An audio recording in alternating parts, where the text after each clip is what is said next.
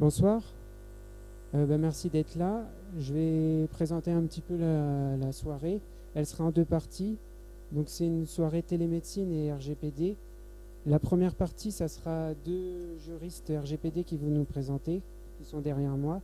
Madame Christelle Chauveau-Simiol et Madame Morgane Pielou. Et ensuite, il y aura une deuxième partie qui sera sur la stratégie e-santé au service des professionnels de santé, où là, ça sera l'occasion de poser toutes les questions que vous voulez. Et il y a deux intervenants. Il y a Monsieur Thibaut Demaneuf, qui est épidémiologiste biostatisticien à la DAS et qui font partie du plan d'Ocamo, et Dr Sébastien Mabon, médecin d'information médicale, et qui est chargé aussi de mission sur le plan d'Ocamo. On commence. Merci. Donc bonsoir. Notre soirée, elle est notamment dédiée au règlement général sur la protection des données. Vous avez dû entendre cet acronyme. Et l'idée, bien sûr, aujourd'hui, c'est de vous donner un certain nombre d'éléments d'ordre pratique, car je suppose que c'est ce que vous attendez avant tout. Et le plan que je vous propose, c'est donc dans un premier temps une introduction de manière à rappeler ce qu'on entend par règlement général sur la protection des données. Puis une deuxième partie qui rappellera en fait les 5 règles d'or du règlement général sur la protection des données. Quelles sont les exigences qui sont attendues en tant que telles à travers ce texte. Ensuite, nous verrons les enjeux qui se dégagent pour vous en tant que professionnels de santé. Et ensuite, la mise en œuvre de la conformité, qu'est-ce que ça implique d'un point de vue pratique pour vous. Et enfin, une conclusion. Donc l'idée, comme je le disais, c'est avant tout de vous donner des éléments vraiment pragmatiques et ensuite de laisser la place aux questions avec vous de manière à être en relation avec vos attentes de cette soirée.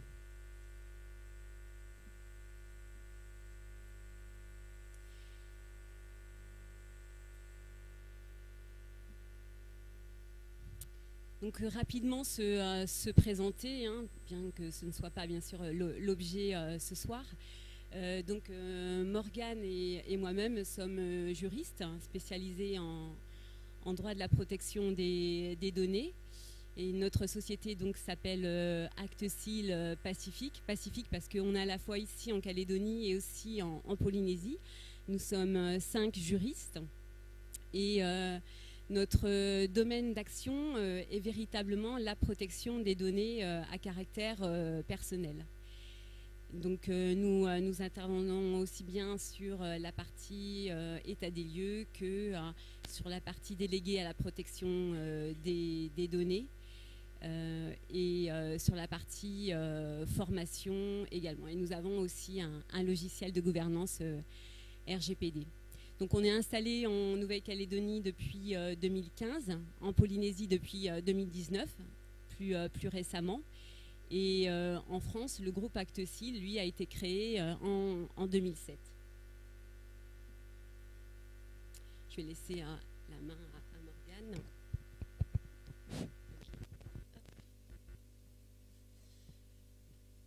Donc pour introduire, on va faire en fait un point sur le cadre d'application puisque c'est important.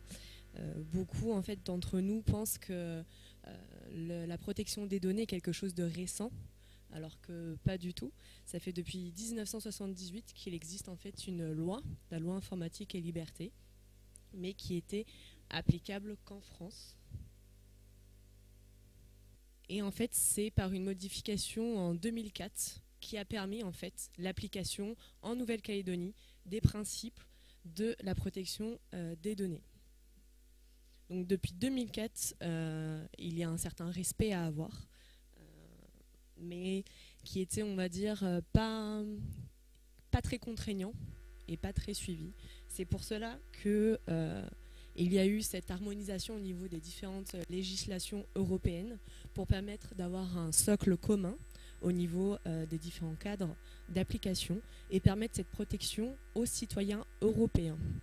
Donc bien sûr, le règlement européen ne s'applique pas directement en Nouvelle-Calédonie, mais ces principes en fait ont été intégrés dans la loi informatique et liberté, puisque c'est bien cette loi qui est directement applicable en Nouvelle-Calédonie et qui a permis du coup cette application de ces nouveaux principes.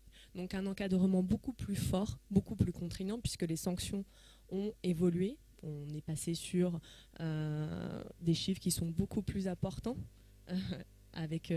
ça peut monter jusqu'à du 2 millions en euros. Mais surtout, on est venu renforcer toute cette protection par rapport à la personne physique, notamment sur le consentement, mais notamment aussi sur la responsabilisation des différents acteurs qu'on développera un peu plus tard. Et donc cette nouvelle loi informatique et liberté, elle est applicable. Elle a été, donc, il y a une ordonnance qui a été présentée au Congrès en décembre 2018 et qui a permis du coup de rendre applicable au 1er juin 2019 les nouveaux principes de la loi informatique et liberté intégrés du RGPD. Donc depuis plus d'1 an maintenant, ces nouveaux principes sont applicables et chaque organisme doit se conformer à cette législation à différents degrés, puisque les organismes publics sont obligés, notamment ce que Christelle a pu vous dire juste avant au niveau du DPO, est obligé d'en nominer un, mais dans la santé qui est dans des données sensibles, vous allez avoir aussi un cadre d'application plus protecteur au niveau de vos patients. Donc vous allez me dire aussi RGPD, mais qu'est-ce qu'on entend en fait par cela? Et donc il y a des notions clés, notamment la donnée à caractère personnel et qu'est-ce qu'on entend par cela. Donc une donnée à caractère personnel, ça va être en fait toute information qui va permettre d'identifier directement ou indirectement une personne physique. Donc une personne morale n'est pas intégrée dedans, on est vraiment sur de la personne physique. Donc vous allez avoir le nom, prénom, mais la photo, une signature, vous allez avoir la voix aussi si vous êtes enregistré, par exemple comme ce soir. Vous allez avoir un numéro CAFAT ou votre plaque d'immatriculation, un numéro de téléphone. Et on peut continuer la liste au niveau de ces données personnelles. Et dans ces données à caractère personnel, il y a des données qui sont dites sensibles, donc avec un cadre plus protecteur, puisqu'elles sont beaucoup plus intimes, on va dire, au niveau de la personne physique. Et notamment dans ces données à caractère personnel dites sensibles, on a les données relatives à la santé. Donc vous êtes dans ce cadre on va dire surprotecteur au niveau des données personnelles, mais on a aussi tout ce qui est lié aux origines raciales, éthiques, tout ce qui est l'appartenance syndicale, les données qui sont aussi biométriques, génétiques. Et on a aussi des données dites à risque, comme toutes les informations relatives aux infractions et aux condamnations, mais aussi s'il y a des informations qui permettent la prestation d'une difficulté sociale.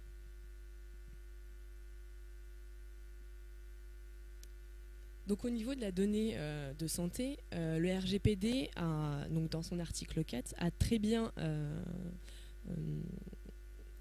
défini ce que c'était et ce qu'il entendait par une donnée de santé. Donc c'est une donnée qui va être relative à la santé physique ou mentale, passée, présente ou future, d'une personne physique, y compris la prestation de soins de santé, et qui relève des informations sur l'état de santé de cette personne. Donc en fait, on a 3 types de catégories de données qui a été identifiées. On a des données de santé dites par nature. Donc c'est celles qu'on va avoir par exemple dans les antécédents ou sur des prestations de soins ou votre carnet de santé. Le deuxième cas, ça va être des données de santé qui vont naître en fait par croisement, par corrélation. Et ça vient avec aussi tout ce qui est l'Internet des objets et ces outils en fait numériques qu'on peut utiliser avec nos smartphones ou nos montres connectées. Ça va en fait par nature créer des données personnelles, mais qui ne sont pas de santé, puisque ça va être le poids, l'âge, est-ce que vous faites une activité physique régulière. Mais en fait, plus on va les combiner, ces informations, plus on va pouvoir en fait en tirer une donnée de santé. Puisque si on sait qu'une personne d'un certain âge, qui ne fait pas beaucoup de sport, qui a un certain poids, et on peut continuer, on peut préconiser qu'elle pourrait être de nature à avoir par exemple un diabète élevé, ou alors aller sur une maladie d'obésité. Et ça, donc, vient vraiment avec tout ce développement de l'Internet des objets. Et il y a toute une réflexion qui est en cours pour savoir est-ce qu'on va, même dès le début, appliquer en fait ce cadre de données de santé et pas seulement de données à caractère personnel. Et le troisième cas, ça va être donc des données de santé dites par destination. Donc c'est des données en fait qui sont à l'origine pas de santé, mais en fait qui vont être analysées par un médecin. Et donc cette analyse de ces données va permettre en fait de les faire devenir comme étant des données de santé.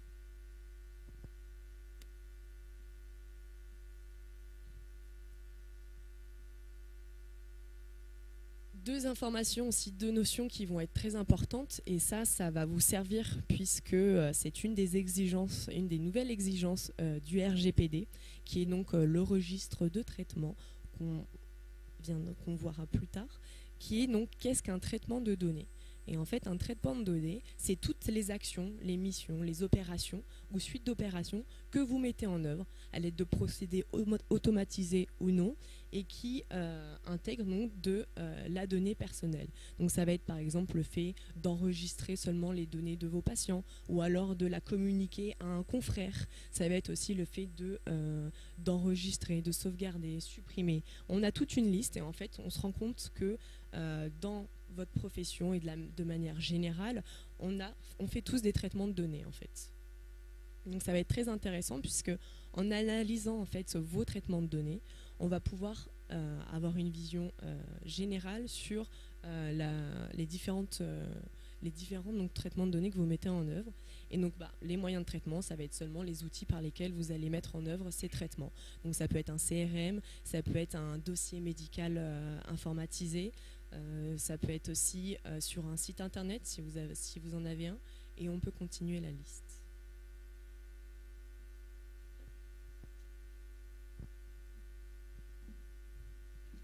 Donc on a parlé effectivement des notions essentielles. Quand on parle du règlement général sur la protection des données, il y a aussi un certain nombre d'acteurs qui sont essentiels dans la conformité. Donc le rôle majeur, il est tenu par le responsable de traitement. Donc qui est le responsable de traitement? C'est la personne qui détermine à la fois la finalité et les moyens de ce traitement. Le plus souvent, en fait, il s'agit de la personne morale incarnée par son représentant légal. Donc si je prends l'exemple effectivement d'un cabinet médical, le responsable des traitements de données, c'est le médecin. Si je parle d'un hôpital, eh bien le responsable de traitement, c'est son directeur. Donc sur des choses qui vont concerner plus le secteur public, je prends l'exemple d'une commune. Eh bien, dans une commune, le responsable de traitement, donc celui qui va engager sa responsabilité, c'est le maire. Donc avoir conscience effectivement de ce rôle essentiel tenu par le responsable de traitement. À côté, et ça c'est vraiment une nouveauté du règlement général sur la protection des données, et il y a également les prestataires qu'on appelle sous-traitants dans le règlement général sur la protection des données. Donc ce sont effectivement toutes les personnes qui travaillent pour votre compte, et qui sont soit des fournisseurs, soit des éditeurs de logiciels à titre d'exemple. Et ce qui est extrêmement important pour vous, c'est qu'aujourd'hui, avec le règlement général sur la protection des données, il y a une possibilité d'engager la responsabilité de ces sous-traitants lorsque vous leur confiez des données. Vous avez dû entendre tout l'enjeu autour de l'hébergement de la donnée de santé. Vous avez donc un rôle essentiel qui est tenu par ce prestataire informatique notamment. Au regard de votre activité, on va avoir aussi des acteurs majeurs que je vais qualifier de tiers autorisés et de destinataires. Alors, qui sont-ils? Le tiers autorisé, donc, est une autorité qui, en vertu de dispositions législatives, voire réglementaires parfois, a le pouvoir d'exiger la transmission de documents ou de renseignements, en particulier donc de données à caractère personnel détenues par vous en tant que responsable de traitement. Donc un tiers autorisé dispose de par la loi la possibilité de vous demander la transmission de données à caractère personnel. Donc il faut un texte légal pour être tiers autorisé. Donc je vais citer les organismes de sécurité sociale, la CAFAT, à titre d'exemple, mais également la police et la gendarmerie. Peut-être est-ce que cela vous est arrivé d'avoir la visite d'un gendarme qui demande une communication de données à caractère personnel. Donc je sais... Ouais. Alors, je sais que parfois, vous pouvez, enfin, en tous les cas, j'ai rencontré des médecins qui avaient eu des appels de gendarmerie pour avoir des informations particulières. Donc, dans ce cas-là, c'est... voilà, il faut une commission rogatoire. Et autre catégorie d'acteurs importants également, ce sont les destinataires. Alors, comme les tiers autorisés, les destinataires sont des personnes qui vont recevoir des catégories de données. À leur demande, vous allez pouvoir leur transmettre des données. Mais là encore, il faudra que vous ayez une vigilance quand un destinataire demande une communication de données. À la différence du tiers autorisé, le destinataire ne peut pas s'appuyer sur une obligation légale. Donc, il y a de votre part une interrogation à avoir lorsque une structure vous demande une transmission de données. Donc, je pense par rapport à votre activité à la DAS qui peut vous communiquer, vous demander une communication d'éléments et également, bien sûr, les établissements de santé type hôpitaux, hôpital territorial ou CHS ici.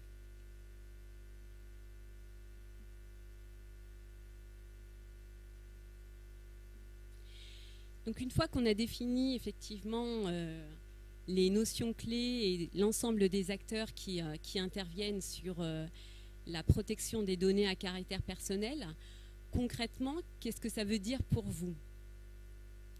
Eh bien, il y a, on va dire, 5 critères d'exigence lorsqu'on décide d'entrer dans la conformité au règlement général sur la protection des données.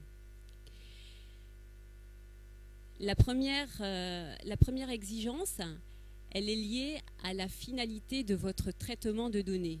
On a vu tout à l'heure effectivement qu'est-ce qu'était un traitement de données à caractère personnel. Donc c'est une opération que vous réalisez sur vos données, par exemple la tenue du dossier patient. Eh bien, la législation dit que l'ensemble de vos traitements de données doivent répondre à une finalité qui est toujours légitime et qui doit être justifiée dans un but défini. Elle est toujours déterminée. En lien logique, le deuxième principe attend une pertinence dans la collecte des données que vous opérez. C'est-à-dire qu'en fait, vous devez toujours collecter uniquement les données dont vous avez besoin, ni plus, ni moins. Le troisième critère exigé, c'est la conservation des données. Savoir que on doit conserver une donnée pendant toujours un temps déterminé. On ne conserve jamais une donnée ad vitam aeternam. Donc il faut savoir faire le deuil à un moment des dossiers patients. On reviendra sur les durées qui s'imposent à vous. Bon, rassurez-vous, la question de la durée de conservation est toujours une problématique, que ce soit au niveau du secteur public ou du secteur privé. On a du mal à se séparer de ces données. Donc ça, c'est le troisième critère. Le quatrième critère, c'est ce qu'on appelle les droits. Donc, qu'est-ce que j'entends par les droits? C'est les droits qui sont reconnus à la personne concernée, c'est-à-dire à la personne auprès de qui vous collectez les données. Et ces droits, donc, imposent que vous informiez notamment donc vos patients, mais aussi vos salariés, sur les données que vous collectez sur eux et ce que vous en faites. Et enfin, la cinquième règle, c'est la question de la sécurité. Et quand je parle de sécurité, je parle bien sûr de confidentialité, donc ça ne fait pas de doute dans votre esprit eu égard à votre métier. Et cela implique un certain nombre de mesures techniques sur la partie sécurité informatique, mais également sécurité physique. Et quand on parle de sécurité, on parle aussi de sécurité juridique. Tout à l'heure, je vous parlais de vos prestataires et de la responsabilité qui pèse désormais sur eux. Sachez que quand je parle de sécurité juridique, je vous engage à contractualiser avec vos prestataires, systématiser un contrat et exprimez-y les exigences qui sont désormais les leurs au titre du règlement général sur la protection des données. Donc voilà les 5 critères d'exigence. J'en nommerai un 6e. Quand j'ai été formée par les juristes de la Commission nationale informatique et liberté, ça remonte un petit peu à 2007, il y avait un 6e critère qui, je trouve, a beaucoup de sens aujourd'hui par rapport à la pratique qu'on peut avoir aujourd'hui. Le 6e critère, c'est la limitation des destinataires. C'est toujours effectivement, avant une transmission, de s'interroger sur la finalité de la transmission.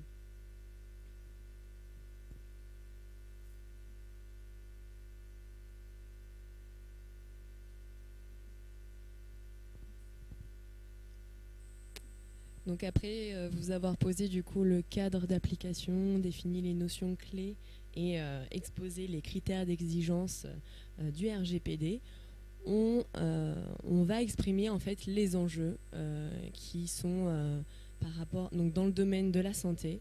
Et donc on a défini trois types d'enjeux qui va être donc les enjeux juridiques, les enjeux techniques et les enjeux organisationnels. Donc dans les enjeux juridiques, un très important qu'on a donc pris en exemple, qui va être l'information des patients. Ça va être quelque chose de très important puisque ça va vous permettre aussi, dans un premier temps, de justifier votre démarche de mise en conformité et aussi les rassurer en leur exposant le fait que vous avez intégré ces principes RGPD dans votre démarche quotidienne. Et donc par information des patients, qu'est-ce qu'on va entendre en fait?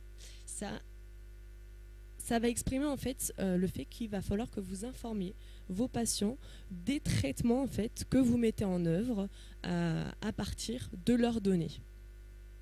Donc ça renvoie directement au principe de transparence en fait, c'est-à-dire que vous collectez des données sur vos patients, il est normal et logique que vous soyez transparent dans la mise en œuvre que vous en faites.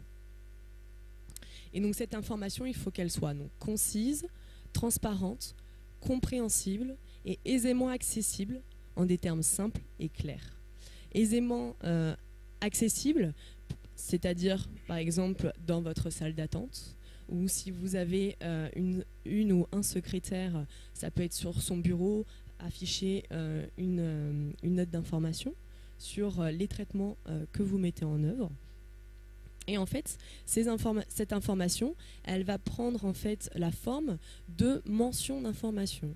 Donc en fait, c'est ce que vous avez déjà dû voir dans des mails ou dans des documents juridiques, cette petite mention d'information qui dit conformément à la législation informatique et liberté et qui explique le traitement en fait. Donc qui reprend les critères d'exigence qui ont été exposés par Christelle, la finalité, les données collectées Les destinataires, s'ils ne sont pas logiques, c'est-à-dire que si, admettons, on est dans un cadre de gestion du recrutement, il est logique que c'est la direction ou la responsable RH qui va réceptionner ces données.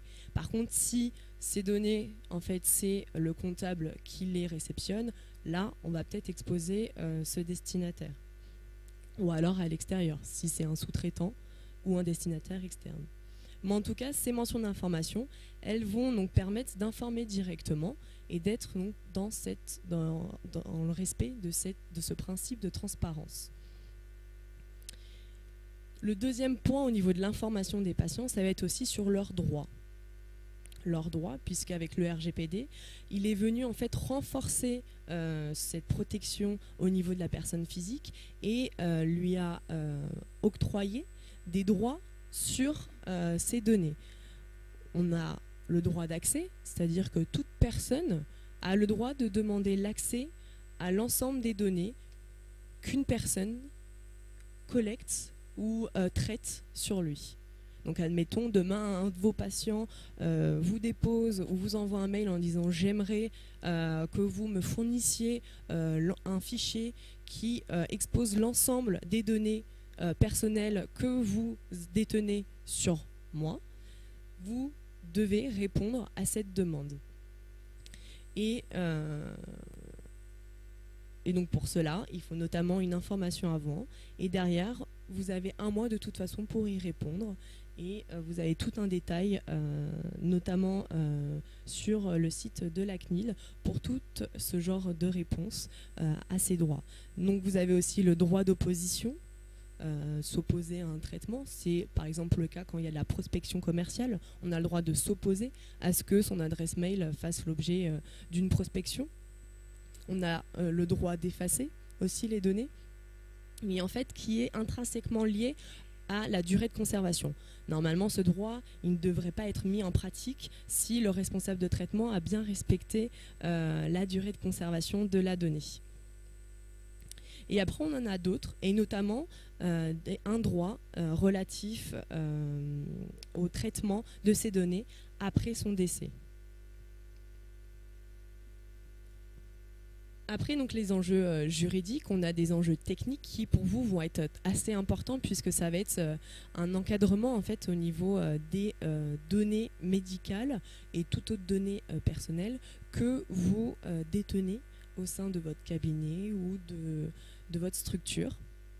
Donc, au niveau mesures techniques, on a 3 niveaux.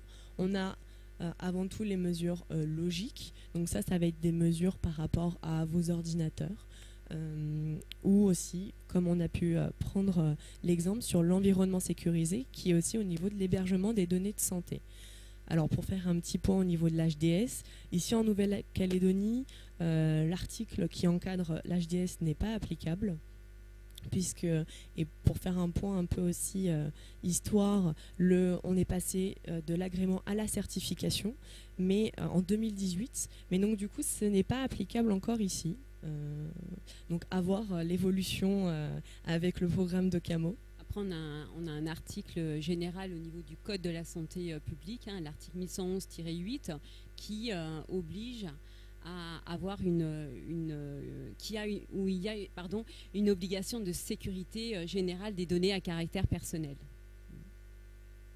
Donc qui revient directement avec cette obligation en fait, du responsable de traitement à prendre toutes les mesures techniques organisationnelles pour permettre la protection des données qu'il détient.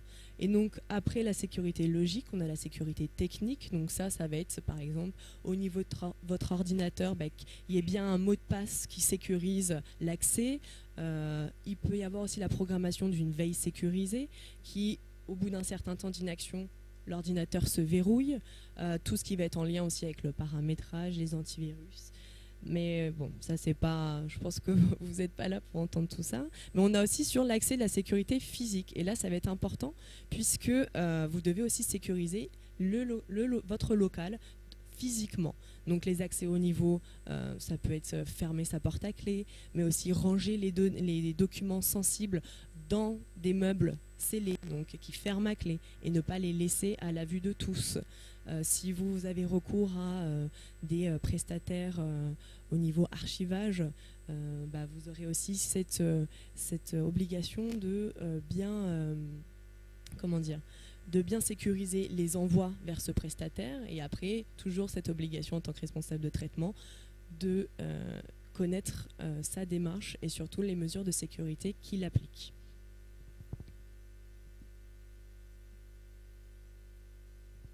Et donc on a fait un petit topo, puisque en général c'est souvent par la sanction que les personnes se disent il faut absolument qu'on mette en application et qu'on respecte la loi. Il y a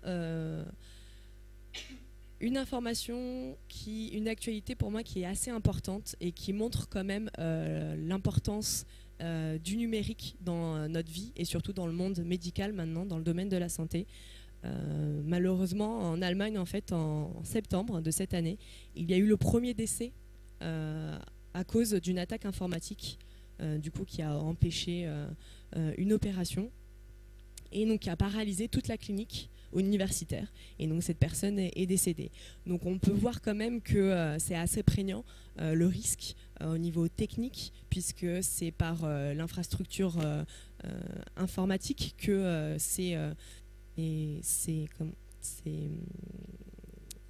ces brigands, on va dire, viennent voler vos données de santé, puisque à l'heure actuelle, maintenant, les données personnelles et encore plus les données de santé sont devenues un peu l'or noir de l'économie. Donc, il y a une augmentation des attaques pour récupérer ces données et les vendre au plus offrant sur le dark web ou autre. Donc, il est très important de sécuriser votre infrastructure, autant physique que technique, puisqu'il y a d'autres exemples qui sont sortis, notamment sur tout ce qui est pacemaker ou les pompes à insuline, où maintenant tout est digitalisé, et en fait il suffit de craquer le circuit, la protection, pour prendre main en fait sur cet outil et provoquer la mort d'un patient. Donc là on part vraiment dans l'extrême, mais c'est important de toujours avoir ça en tête, puisque souvent on perd la notion qu'une donnée personnelle, c'est une personne physique en fait qu'on a en face, et que si on n'encadre pas cette protection, c'est cette personne qui va en pâtir.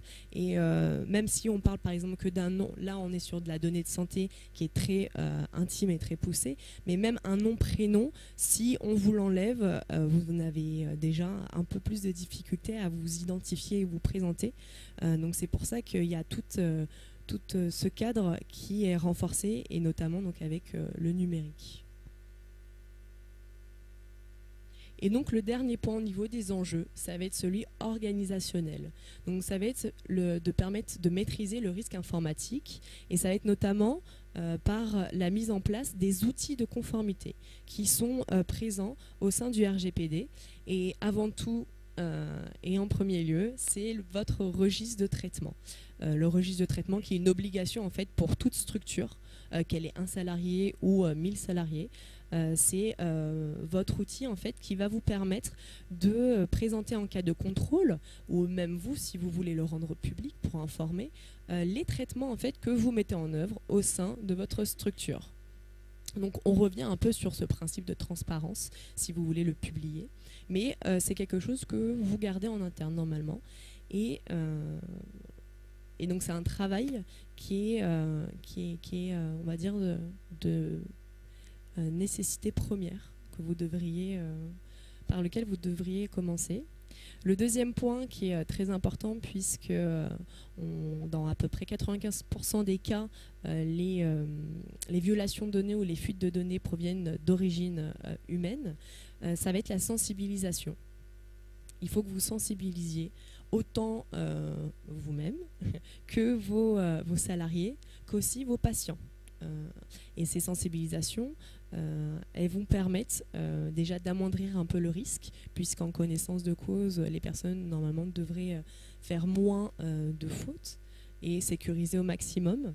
Mais on peut aller sur une sensibilisation régulière, donc tous les mois par des notes de service par exemple, ou alors de manière orale, ou ça peut être aussi suivre des formations au sein de structures juridiques ou autres qui programment donc de la formation sur le RGPD.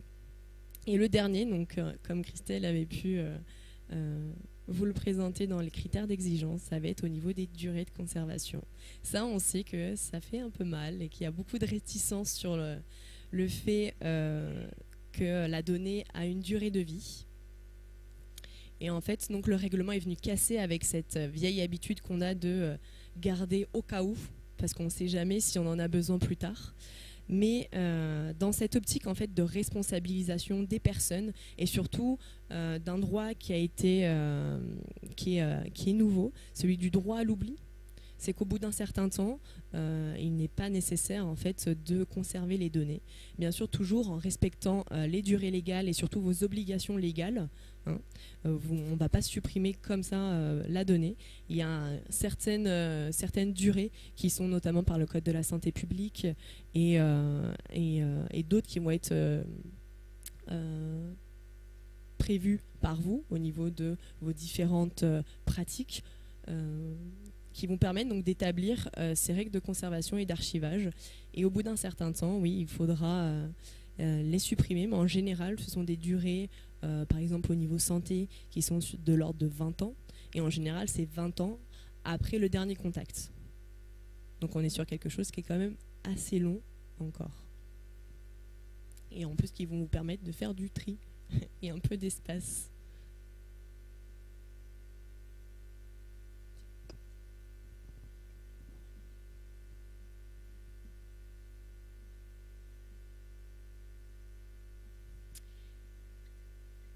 Donc dernière partie,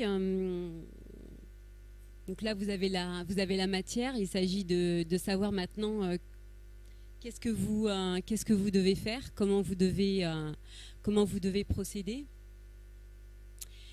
Donc la démarche qu'on vous propose, elle passe par, on va dire, 5 grandes étapes, sachant que la dernière correspond davantage à le faire vivre sa démarche. Donc la première étape, c'est de désigner un pilote.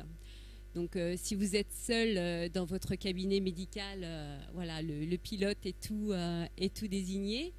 Mais si vous êtes un cabinet où il y a un ensemble de médecins, il y a peut-être la possibilité de mutualiser l'enjeu RGPD.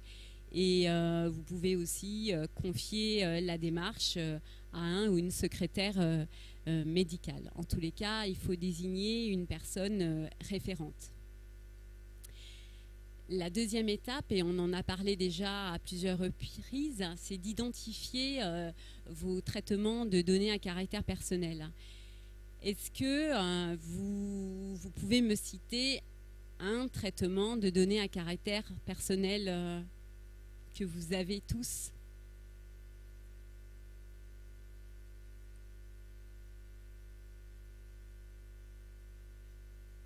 Pardon?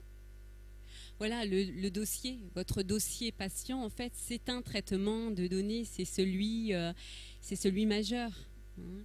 Un autre traitement, cela va être toute la question de la télétransmission, des actes vers la CAFAT. C'est un traitement de données également. Peut-être aujourd'hui ou peut-être demain, vous aurez des actes de télémédecine aussi à réaliser. On est face encore là à un traitement de données. Après, voilà, la question aussi RH emporte un traitement de données à caractère personnel. Donc vous voyez qu'en tant que cabinet médical, vous avez un ensemble de traitements de données à caractère personnel. Et cela va donc constituer une étape majeure.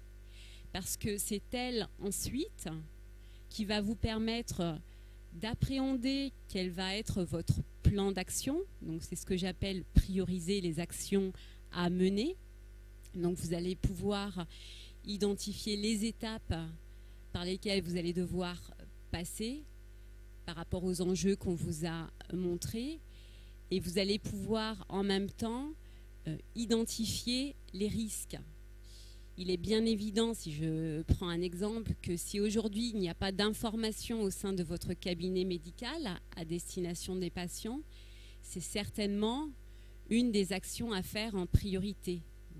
Savoir donc mettre un panneau d'information à destination des patients pour les informer sur le traitement de leurs données. Même si cela va de fait, que c'est évident effectivement que s'ils vont dans votre cabinet, c'est pour que vous traitiez un problème médical. Pour autant, l'information est obligatoire. Ne pas oublier que la donnée appartient avant tout au patient et qu'il doit savoir ce que vous allez en faire. Gérer les risques en même temps, c'est justement appréhender la question de la sécurité technique. Si vous transmettez de la donnée médicale via votre messagerie électronique Google, il peut y avoir effectivement une difficulté qui se pose. L'avant-dernière étape, donc, c'est d'organiser vos processus internes. Donc, c'est-à-dire que quand on parle d'enjeux organisationnels tout à l'heure, on a vu que vous deviez notamment mettre en place un système d'archivage de vos données. Eh bien, il faut créer ce système d'archivage, c'est-à-dire définir des durées de conservation par rapport à vos données et ensuite prévoir un système d'archivage qui soit électronique ou papier. Donc voilà, donc 5 étapes. Et la dernière étape, effectivement, c'est l'idée de faire vivre cette démarche. C'est l'idée, par exemple, de mettre à jour régulièrement votre registre de traitement de données et de mettre à jour également éventuellement les demandes d'accès aux données qui vous sont transmises par vos patients. Puisqu'il y a un maître mot dans le règlement général sur la protection des données, c'est ce qu'on appelle la accountability. C'est l'idée de toujours prouver sa conformité à tout moment, apporter la preuve. On est vraiment dans une démarche de conformité comme celle que vous pouvez peut-être connaître quand il s'agit de démarches qualité genre norme ISO 9001.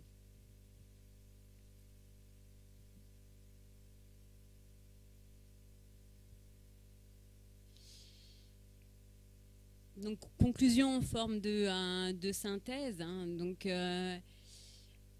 avant tout, bien sûr, on parle de règles juridiques. Donc, à vous, effectivement, de faire vôtre ce cadre juridique qu'on vous a présenté, sachant qu'il faut appréhender aussi le cadre local. Donc, on a une compétence de santé qui est locale. Il y a parfois des imbrications complexes entre ce que dit la loi nationale et ce que prévoient les textes locaux. Et ensuite, donc, la deuxième règle à avoir en tête en guise de conclusion, c'est de poser un cadre en interne qui va petit à petit vous guider dans votre conformité. D'où l'importance de ce plan d'action comme une gestion de projet et le tout donc à l'échelle de votre structure en intégrant l'ensemble des personnes et l'ensemble également des structures extérieures qui gravitent autour de votre cabinet. On a eu vraiment beaucoup de questions qui nous ont été transmises pour préparer le cadre qu'on vous présente aujourd'hui. Et il y avait notamment une question qui revenait sur le risque par rapport à cette législation. En fait, le risque, il est double. C'est à la fois un risque de sanctions administratives et un risque de sanctions pénales, puisque donc en France et applicable ici, Vous avez l'intervention de la Commission nationale informatique et liberté. Peut-être avez-vous déjà entendu parler de la CNIL. Donc c'est elle qui veille au respect de la loi informatique et liberté et du RGPD. La Commission nationale informatique et liberté peut nous paraître loin, vu d'ici, et avoir donc également en tête que notre procureur de la République au niveau local peut aussi constater une infraction au RGPD. Et dans ces cas-là, on ne parle plus de sanctions administratives, mais de sanctions pénales. Voilà, on en a fini avec notre présentation. J'espère qu'on ne vous a pas trop endormi. Et en tous les cas, voilà, on reste ouverte, Morgane et moi, aux questions que vous pourrez poser. Donc je vais laisser la main à Docamo. Merci en tous les cas de votre attention.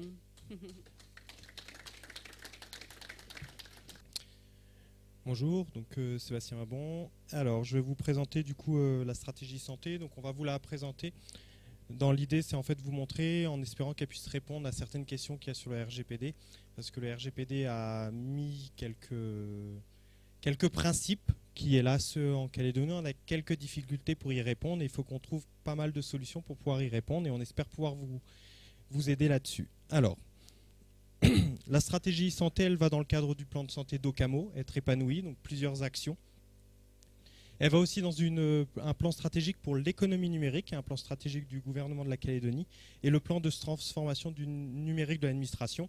Par exemple, dans ce plan de transformation, c'est l'idée de la copie probante, c'est-à-dire le fait que vous puissiez numériser votre dossier patient et que la copie numérique soit aussi fiable que la copie papier. Et donc, du coup, derrière, ça sous-entend la possibilité de détruire le papier.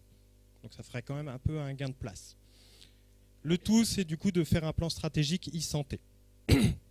Alors, faites tout de suite, je vous dis tout de suite, il ne faut pas faire une copie avec ce qui existe en France. Hein. Nous n'avons pas la même base que ce qu'il y a en France. Je ne vous parlerai pas du numéro de sécurité sociale, je ne vous parlerai pas de toutes ces choses qui existent en France et que nous n'avons pas, hélas, en Calédonie. Donc comme toute stratégie, il faut une vision à long terme. Hein. Donc l'idée, c'est que toujours de rendre le patient acteur de son parcours de santé. C'est d'assurer aux professionnels une prise en charge transversale et coordonnée. Donc donner aux professionnels de l'accès à l'information. Et surtout pour la collectivité, c'est surtout celle-là qui est aussi très intéressante, c'est que la collectivité puisse avoir des informations pour produire des politiques publiques qui soient efficientes, cohérentes et adaptées à la population calédonienne, voire aux enjeux du Pacifique. On va passer sur les axes, donc elles sont tout entre 5 axes, on va vous les présenter. Surtout ce qu'on veut, c'est par rapport à ce qui a été dicté par l'OMS, qui a été dicté par un état des lieux du docteur Lauré, c'était une étude de la DAS en 2012, c'est qu'il fallait une gouvernance pays, il fallait en faire en sorte que quelqu'un donne un cadre à l'ensemble pour la Calédonie. On vous a séparé les choses, donc c'est vraiment des prérequis, on sépare pour la présentation. Il faut bien vous comprendre que l'ensemble est intriqué et que c'est assez difficile de les séparer les uns des autres. Néanmoins, il faut une base. Donc il faut une infrastructure, ça c'est clair, on l'a bien vu dans le RGPD, il fallait que l'infrastructure puisse répondre à une norme de certification. Il faut des données de santé, et ça vous en produisez de manière abondante, et plus nous avançons, plus on en produit, on en produit, on en produit. La deuxième chose, c'est qu'il faut une observation. L'idée, c'est que pour produire des politiques publiques, il faut de l'observation. Pour vous conduire dans votre démarche diagnostique, il faut de l'observation. Il faut pour tout ce qui est déduction, hypothèse diagnostique, il faut de l'information. Et ensuite, tout ce qui est technologie d'information et de communication liée à la santé, c'est des choses qui changent tout le temps. Ce qui a été fait, ce qui existe aujourd'hui, demain ce sera différent. Là, on voit maintenant tous les capteurs de glycémie capillaire qui abondent en quantité de données, mais phénoménales. Vous vous rendez compte que certains patients peuvent avoir des données à la minute, simplement sur de la surveillance en réanimation. C'est de la donnée à la minute, des fréquences cardiaques, tension, qui sont des données à la minute qu'on peut collecter, Donc ça donne énormément de données. Donc sur la gouvernance, on vous disait que la gouvernance c'est les pays, donc l'idée c'est d'avoir une stratégie, une structure qui va coordonner le tout à l'échelle du pays. Il faut que cette stratégie elle soit concertée, donc l'idée c'est d'avoir une concertation. Donc là actuellement on est vraiment en phase de concertation avec tous les acteurs de la santé Quand on entend acteurs de la santé, on parle bien des professionnels de santé que des industriels qui vont produire des dossiers patients, que ça soit aussi les patients eux-mêmes. Donc là, on va avoir une concertation avec tous les citoyens usagers, les associations de patients. Très compliqué en Calédonie d'avoir une liste précise de toutes les associations de patients. On n'a pas de collectif d'associations de patients, mais vraiment d'avoir leur idée pour concerter. Et l'idée, tout ça, c'est d'aider avec un accompagnement au changement. D'accord, qu'on soit bien clair, c'est pas parce qu'on va donner un ordinateur à un professionnel de santé que ce professionnel de santé va utiliser l'ordinateur. Il faut vraiment aider, c'est une nouvelle façon d'exercer, donc il faut accompagner au changement. Ça, c'est sur la gouvernance. Sur l'infrastructure. Bonsoir. Le deuxième axe de ce plan stratégique, c'est l'infrastructure et l'urbanisation.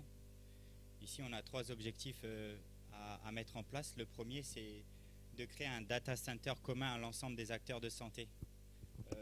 Il y a différents acteurs de santé en Nouvelle-Calédonie et pour la plupart, pour la plupart des acteurs de santé, chacun possède un data center qui vaut cher à maintenir en termes humains mais aussi logistiques. L'idée ici, c'est d'utiliser ce que le gouvernement a investi. Il a investi au Medipol, un data center, si je peux dire, de dernière génération. Du coup, c'est d'utiliser ce data center et de le mettre à commun, à profit, à l'ensemble des acteurs de santé. Ce data center respecte les normes HDS, hébergeurs de données de santé. Du coup, c'est une fois que ce GIP SI2S, système d'information santé sociale, sera mis en place, c'est de commencer la certification hébergeur de données de santé. La première phase, c'est de permettre aux établissements hospitaliers d'utiliser ce data center. Et la deuxième phase, c'est d'ouvrir ce data center à l'ensemble des acteurs de santé du territoire. Le deuxième objectif, c'est de permettre à l'ensemble des acteurs de santé de communiquer entre eux. Pour cela, on va utiliser une des solutions qui s'appelle messagerie de santé, messagerie sécurisée de santé. Pour cela, l'action principale, c'est de créer un espace de confiance. Pour cela, il faut recenser l'intégralité des acteurs de santé de la Calédonie pour savoir exactement qui est l'émetteur et le récepteur d'une donnée de santé.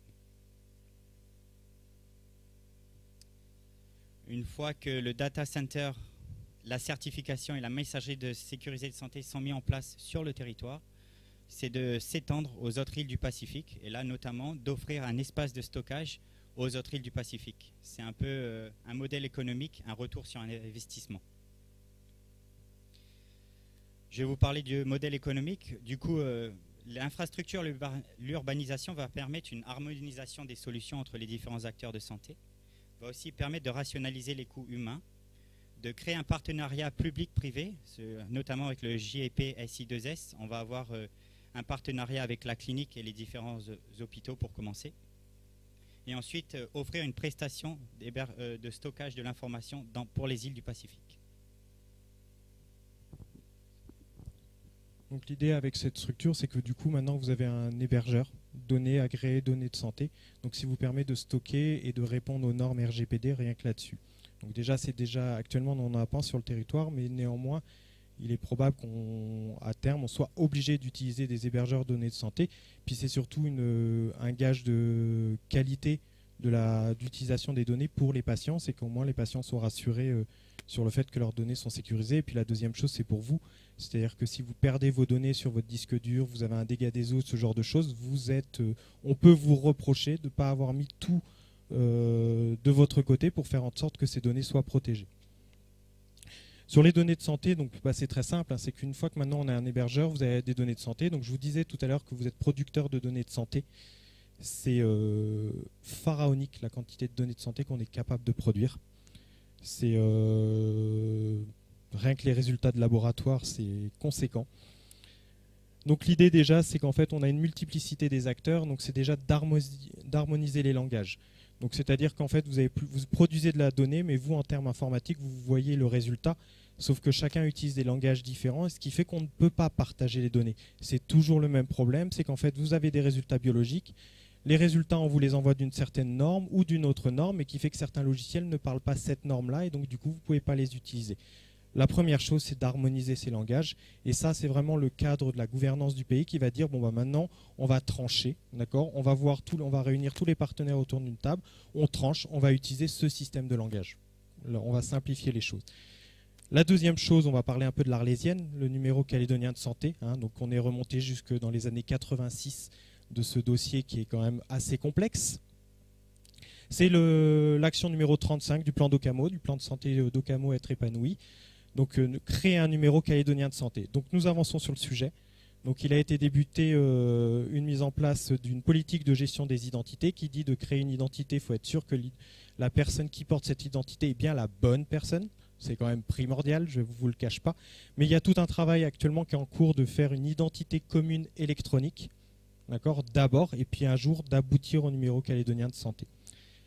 Ça, c'est pour partager de l'information. Donc, on sait à qui appartient l'information grâce au numéro calédonien de santé ou grâce à l'identité électronique en attendant.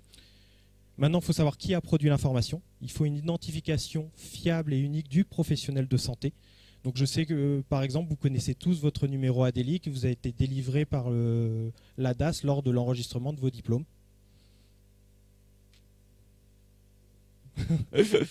Bon voilà, c'est très complexe, mais du coup ce numéro est un numéro unique et normalement c'est lui qui devrait être utilisé pour identifier les échanges. C'est le seul numéro unique parce que par exemple le numéro CAFAT de professionnel de santé n'est pas à ce jour un numéro unique.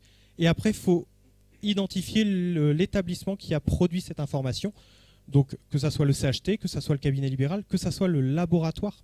Donc pour un examen de biologie, je donne cet exemple parce que c'est celui qui est le plus fréquent, mais vous avez l'identification du patient, l'identifiant du prescripteur, l'identifiant de la personne qui valide les résultats et l'identifiant du laboratoire qui a effectué ces résultats. Tous ces éléments sont importants pour pouvoir communiquer l'information et avoir une information. Quand vous allez recevoir vos résultats biologiques, vous avez tous les trucs qui vous sécurisent dans ce résultat biologique. Vous savez à qui il appartient, qui l'a prescrit, qui l'a réalisé et dans quel laboratoire ça a été fait.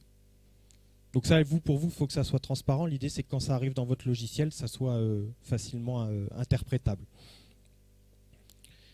Tout ça, en fait, c'est pour après aboutir à un dossier médical partagé. Donc on y arrive. L'idée, c'est vraiment de créer ou mettre en place le dossier médical partagé. Qu'on soit bien clair, dossier médical partagé dit accès à de l'information de données sensibles, de données de santé. Et il va falloir maîtriser les accès. La première maîtrise des accès, c'est l'authentification forte. Donc vous identifiez. La deuxième, c'est la matrice de droit. Donc on a de la chance, la CNIL a édité une matrice de droit qui définit quel professionnel de santé a accès à quoi.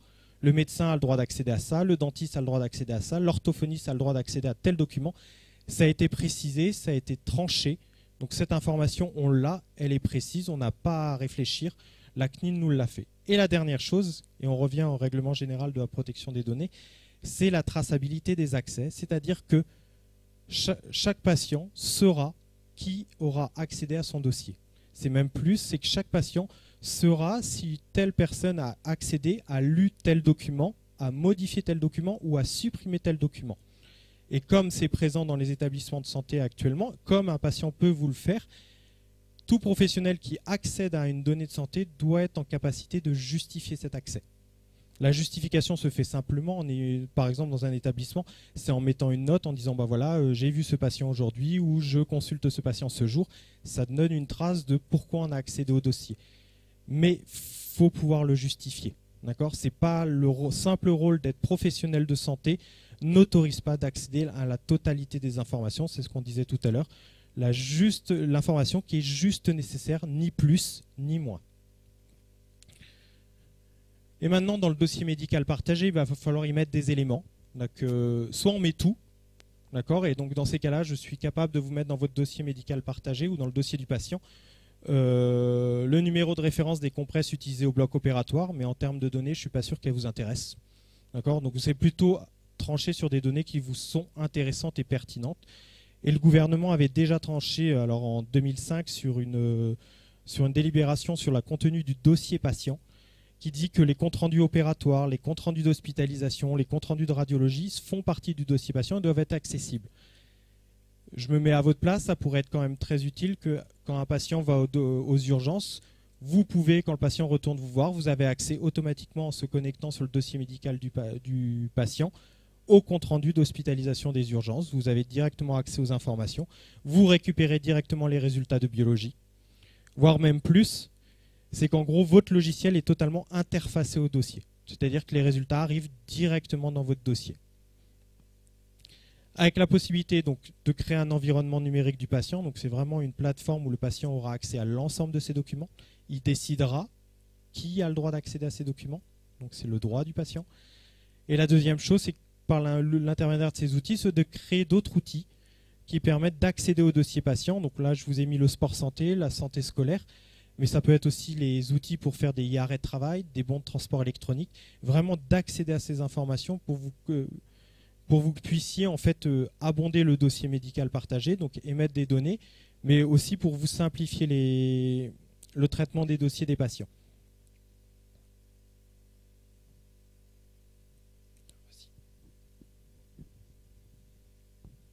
Du coup, Sébastien vous a montré comment on va construire des données fiables. Et moi, je vais vous présenter comment on va utiliser ces données fiables pour créer des indicateurs robustes afin de piloter les politiques publiques. Alors, on va partir pour des données brutes et utiliser et créer des indicateurs. Pour cela, l'objectif primordial, c'est d'utiliser des cartes d'identité de chaque indicateur. C'est un objectif qui peut paraître simple, mais qui manque cruellement en Nouvelle-Calédonie. Les cartes d'identité, c'est l'objectif de l'indicateur. Pourquoi on l'utilise, à quoi il sert, quel est le numérateur, le dénominateur. C'est afin de prôner la transparence et d'être sûr que quand on fait un indicateur, on est capable de le reproduire à travers le temps. Parce que quand on regarde certaines études, on se demande comment certains indicateurs ont été calculés. Et entre différents épidémiologistes, on peut avoir différentes définitions d'indicateurs, par exemple. Et ensuite, c'est d'utiliser ces indicateurs afin d'informer la population, les professionnels de santé, mais aussi les politiques, de faire des évaluations, de permettre de faire de la prospective, notamment en utilisant l'intelligence artificielle, et enfin de faire de la coopération et de la recherche pour une meilleure prise en charge des patients du Pacifique. L'idée derrière, c'est surtout de la non-contestabilité, c'est-à-dire qu'éviter ce qu'on avait il y a quelques années dans les journaux en disant le gouvernement dit ça, l'organisme de protection sociale dit ça, c'est les mêmes données, pas les mêmes chiffres, on ne sait pas comment c'est, ça finit à être toujours la même chose.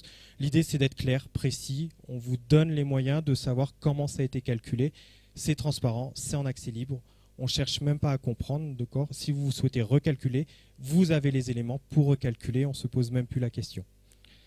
Sur la partie innovation télémédecine, donc en fait, ce qu'on vous disait, c'est que les technologies d'information et de communication évoluent énormément. Et souvent, les projets qui utilisent ces technologies, c'est des projets qui viennent de la base, ça vient souvent de vous, des professionnels de santé, voire des patients.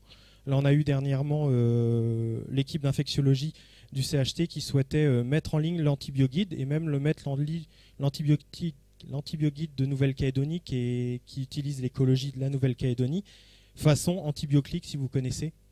C'est un outil où en fait vous sélectionnez la pathologie et il vous propose les antibiotiques adéquats. Et c'est de faire la même chose pour l'antibioguide de Nouvelle-Calédonie pour que vous puissiez y accéder facilement de votre smartphone ou d'un outil informatique quel qu'il soit.